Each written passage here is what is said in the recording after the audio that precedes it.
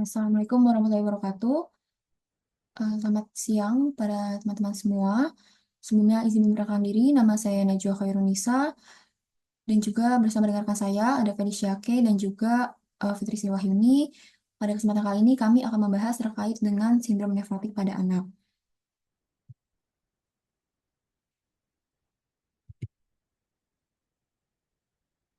Berikut adalah nama dan juga NPM dari anggota kelompok kami. Oke, baik. Jadi sebelum kita mengenal lebih dalam terkait dengan sindrom nefrotik pada anak, kita harus tahu dulu terkait dengan sindrom nefrotik pada umumnya. Jadi sindrom nefrotik sendiri itu adalah penyakit ginjal yang sering terjadi pada anak-anak, terutama pada usia 2-8 tahun, di mana penyakit ini membuat ginjal bocor sehingga protein akan masuk ke dalam interstisial yang menyebabkan protein ini bisa terdeteksi di dalam urin. Nah, karena protein ini sebenarnya sangat dibutuhkan untuk tubuh menjaga keseimbangan cairan sehingga tubuh mengalami beberapa gejala. Berikut adalah 4 tanda sindrom nefrotik yang paling khas, yaitu yang pertama akan terjadi hipoalbumin, yang kedua akan jadi protein,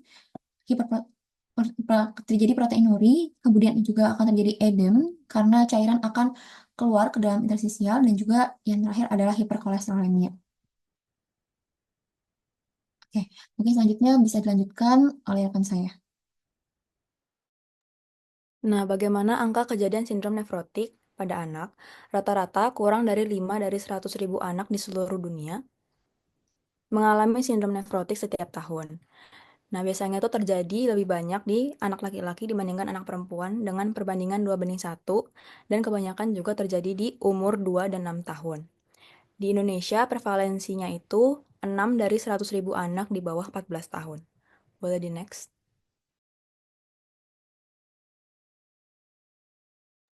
Apa penyebabnya? Pada anak-anak, penyebab utama sindrom nefrotik biasanya adalah gangguan ginjal yang disebut minimal change disease. Nah, kenapa disebut minimal change disease? Karena kalau pakai pemeriksaan dengan mikroskop cahaya biasa, jaringan ginjalnya itu terlihat hampir normal, jadi nggak terlalu kelihatan adanya kerusakan. Tapi kalau misalnya dilihat pakai mikroskop elektron, itu kerusakannya bisa terlihat dengan lebih jelas. Penyebabnya itu biasanya adalah idiopatik atau nggak tahu penyebabnya dengan jelas, tapi bisa juga dia karena genetik, terus infeksi virus atau bakteri tertentu, dan efek samping obat-obatan misalnya NSAID. Boleh di next.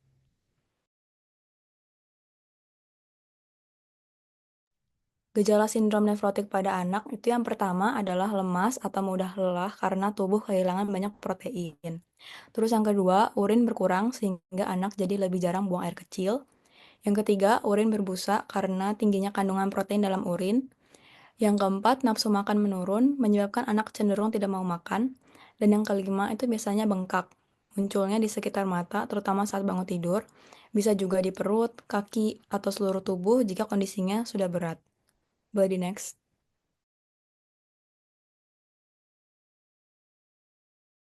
Apakah sindrom nefrotik berbahaya?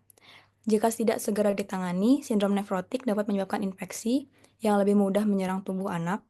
Terus juga bisa menyebabkan dehidrasi karena kekurangan cairan, dan juga bisa menyebabkan risiko gagal ginjal jika kondisinya tidak membaik. Selanjutnya bisa dilanjutkan oleh teman saya.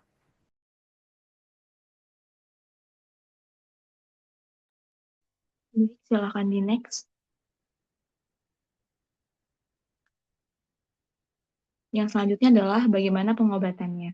Yang pertama, kita bisa konsultasikan kepada dokter. Dokter biasanya akan memberikan kortikosteroid seperti prednisolon untuk mengurangi peradangan pada ginjal, diuretik untuk mengurangi bengkak, dan obat lain untuk mencegah infeksi atau komplikasi. Lalu yang kedua bisa menjaga pola makan sehat. Yang pertama, kurangi garam untuk mencegah bengkak, lalu konsumsi protein secukupnya sesuai dengan anjuran dokter, dan hindari makanan yang berlemak tinggi untuk mencegah kolesterol tinggi. Lalu menjaga kebersihan. Anak dengan sindrom nefrotik lebih rentan terhadap infeksi, terutama karena mereka kehilangan banyak protein yang berperan dalam sistem kekebalan tubuh. Cuci tangan secara rutin, hindari kerumunan, dan pastikan anak mendapat imunisasi yang diperlukan. Next. Lalu, apakah sindrom nefrotik bisa sembuh? Banyak anak bisa sembuh dengan pengobatan yang tepat. Namun penyakit ini bisa kambuh, jadi penting untuk terus memantau kesehatan anak secara berkala.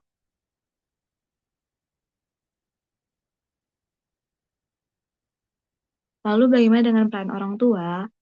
Peran orang tua bisa melalui dengan kenali gejala. Segera periksa ke dokter jika anak terlihat bengkak atau urin berbusa. Lalu ikuti anjuran dokter dengan memberikan obat dan pola makan sesuai dengan instruksi. Jangan hentikan obat tanpa izin dokter. Lalu pengobatan bisa berlangsung lama hingga anak perlu merasa nyaman dan diberikan dukungan. Jangan ragu untuk bertanya kepada tenaga kesehatan jika ada kebingungan atau kekhawatiran.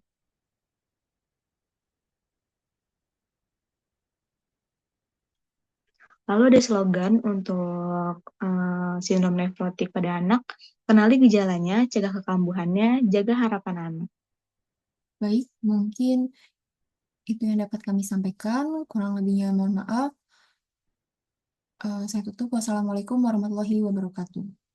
Terima kasih teman-teman semua.